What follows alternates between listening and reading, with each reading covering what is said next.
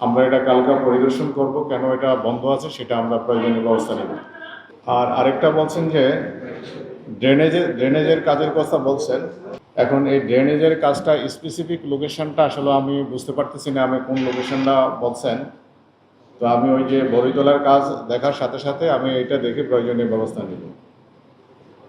আর ড্রেনেজের যে 3 নম্বরে ড্রেনেজের যে ব্লকের কথা বলছেন, ড্রেনেজের ব্লক অর্থাৎ ড্রেন পরিষ্কারের বিষয়, এখানে আমাদের কনজারভেন্সি থেকে অথবা আমাদের যে আছে বর্জ্য ব্যবস্থাপনা বিভাগ আছে, সেখান থেকে এগুলো টেন্ডার করা হয়েছে। তো টেন্ডার করা হলে সেই কাজগুলো বর্ষার আগে আশা করি শেষ হয়ে যাবে এটা।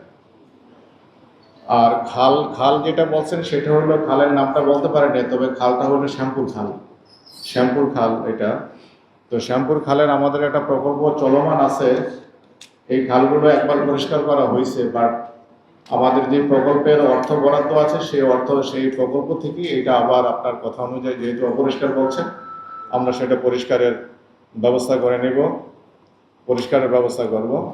আর লাইটের বিষয় আছেন, লাইট তো আমরা আমাদের এখানে বিদ্যুতের প্রকৌশলীগণ আছেন, বিদ্যুৎ প্রকৌশলীগণের মধ্যে আমরা ওনারাও অবগত আছেন লাইটের বিষয়টা আমরা আমাদের লাইট পর্যাপ্ত লাইট আছে। আর কাঁচা রাস্তা শুধু আপনাদের 58 নম্বর ওয়ার্ডে না, লাস্ট যে প্রশ্ন করছেন যে কাঁচা রাস্তা আছে, কাঁচা রাস্তা হলো 58টা, মানে 58 নম্বর ওয়ার্ডে না, আমাদের যেই নতুন 18টা ওয়ার্ড আছে, সেই 18টা ওয়ার্ডে অনেকগুলোই কাঁচা রাস্তা আছে। আমরা কিন্তু সবগুলো রাস্তা আমাদের অর্থ অপ্রতুল থাকার কারণে কিন্তু আমরা সেই রাস্তাগুলো করতে পারিনি। তো আমরা মন্ত্রণালয়ে একটা প্রকল্প আমরা দাখিল করছি। এটা নির্বাচনের আগেই আমাদের একটা প্রকল্প দাখিল করা আছে, যে এই 18টা ওয়ার্ড নিয়ে একটা প্রকল্প। আশা করি আমাদের ওই প্রকল্পটা যদি পাস হয় তাহলে ম্যাক্সিমাম রাস্তাগুলোই আমাদের পাকা হয়ে যাবে। ধন্যবাদ আপনাকে প্রশ্ন করার জন্য। আপনি 63 নম্বর ওয়ার্ডে যেটা বলছেন যে আপনার ইটের সোলিংয়ের কাজ করা হচ্ছে, তো আমরা অ্যাজ এ ইঞ্জিনিয়ার হিসাবে আমরা যে কাঁচা রাস্তাগুলো আছে সেগুলো আমরা অনেক ক্ষেত্রে আমরা ইটের সোলিংয়ের রাস্তা করি। এটা হ্যারিংবন বলে, হ্যারিংবন রাস্তা করি, কারণ দেখা যায় যে এই রাস্তাগুলো ভালোভাবে নাই, কম্প্যাক্ট নাই। তো আমরা এই রাস্তাগুলো প্রথমত আমরা হ্যারিংবন করে দিলে এই রাস্তাগুলো সাধারণ মানুষ চলাফেরা করলে মাটিগুলো সেটেল হয়। তারপরে এই রাস্তা করতে গেলে দেখা যায় যে আমাদের দুই পাশে প্যালাসাইডিং দিয়ে কাজ করতে হয়, নাহলে রাস্তা ধসে যায়।